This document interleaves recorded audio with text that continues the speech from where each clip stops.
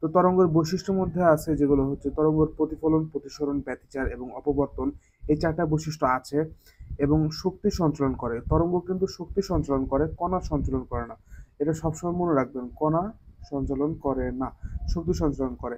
এর বৈশিষ্ট্যের মধ্যে শক্তি যদি বেশি উৎপন্ন হয়, মানে শক্তি যদি বেশি সঞ্চালিত হয়, তাহলে এর বিস্তারও বেশি সঞ্চালিত হবে। আর তরঙ্গের বৈশিষ্ট্যের মধ্যে হচ্ছে বেগ নির্দিষ্ট, মানে নির্ভর করে হচ্ছে মাধ্যমের উপর। আপনি যে বেগে হচ্ছে আপনার তরঙ্গ যাবে, সেই মাধ্যমের উপরে নির্ভর করবে হচ্ছে সেই তরঙ্গের বেগ। এগুলো হচ্ছে পূর্ণ স্পন্দন। এই যে একটা তরঙ্গ, তো তরঙ্গটা এখান থেকে শুরু হয়েছে, এখানে গেছে, নিচে আসছে, আবার এই জায়গাটাতে যা আসছে, এটা হচ্ছে একটা পূর্ণ তরঙ্গ। তো পর্যায়কাল, যে এই পূর্ণ তরঙ্গটা তৈরি করতে যে সময়ের দরকার, যে টাইমের দরকার, সেটা হচ্ছে পর্যায়কাল।